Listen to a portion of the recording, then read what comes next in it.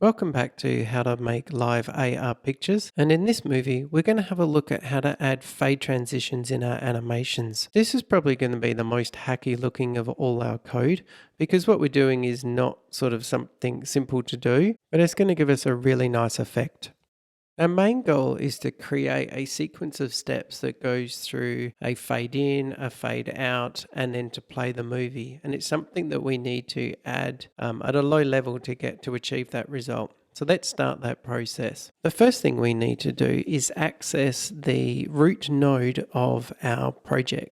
So we're going to go in the player item function, and just after that player action line, we're going to add let root equals self.sceneView dot scene dot root node.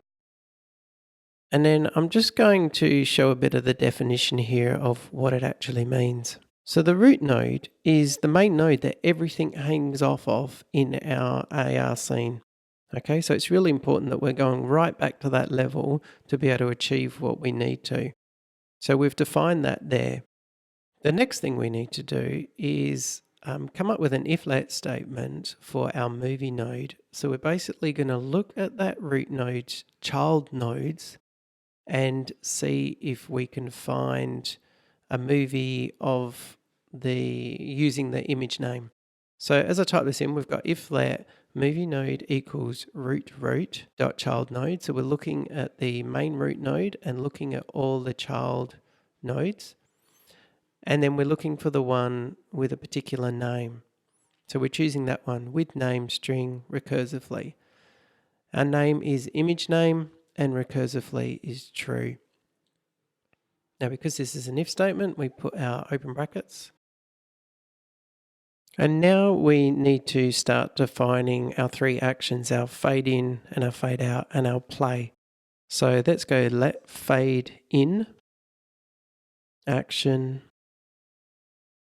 equals, and now we're starting to look at the scene action itself. So this is where I'm saying it gets tricky. So we're going to say scene action dot fade opacity, and then we have to put a number in here. So because we're fading in, we want the opacity to be 1, so 1.0, and we want it to take 0.2 of a second.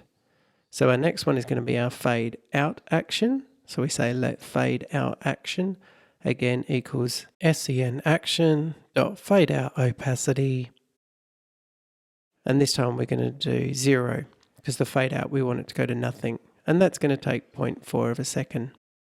So the last thing we need to do is actually set it up to play the movie, even though we had this set up before. Because we're changing the fundamental way this works, we have to actually cause that to happen. So we use let player action equals scene action dot run, and then we auto complete that and then hit enter because we want to use it as a closure.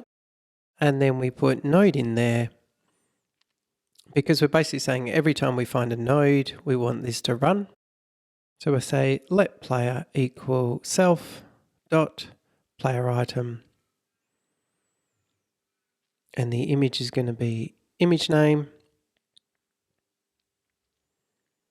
and then we say player dot play. So now we've basically configured our movie node. That's where it says if let movie node. So we just have to get that working. The first thing we need to do is get rid of the player.play from down there, and then we've got to get the right point in our brackets, and it sort of lines up with the if statement itself. And we have to say movie node run action, and we're going to put that in as a scene action, and we're going to do a sequence. So it's going to run a sequence of things. So inside there we put our array of steps, and that's going to be the fade out action, the fade in action, and then the player action. So it will just follow that sequence. Now I'm just going to build that just to make sure that everything looks okay, which it has, so that's good. And because we've changed things so much by adding this in, what we need to do is actually remove our player from this part of our code and return back to where we set up our renderer to start with and add some additional code there to get it working. So it's going to follow along the same sort of pattern, First of all, what we need to do is grab our node in here, because remember now we're in the renderer, we're talking about the node. So we're going to say plain node.opacity is now equal to 0. So we're setting that to 0. And then we're going to build up that same kind of list of sequences. So we're going to build in our fade in action. So let fade in action equals SCN action dot fade opacity. And we're going to set it to 1 so we can see it. And this is bringing in the movie. So this time we're going to do it 0.7. This is the first time we're going to play the movie. So the next thing we're going to do is let player action equal SCN action dot run. And again, it's a closure. So we change that. So we hit enter after we select it. And then we put in node because we're changing for every instance of the node. And then we're saying let player equals self player item for image. And this will be image anchor this time, dot reference image, dot name. Okay, so it's just a little bit different because we're inside this renderer function. Now we just need to do our player.play. So pretty much what we're doing is setting it up to play, but fade in as we play.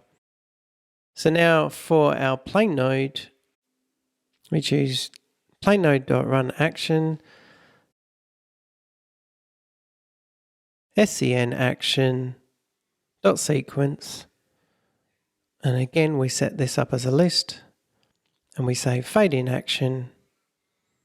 And then we want to play the action. Okay, that's where the player action is. So that should give us a really, really nice effect. So all I'm going to do now is build and run this, and you should get a really nice effect. So at this point, we've reached the end of the main section of these guides. I will add some more that might show you how to do some additional features, but I hope you've ended up with such a great product and you're really, really happy with it. Thanks for joining in.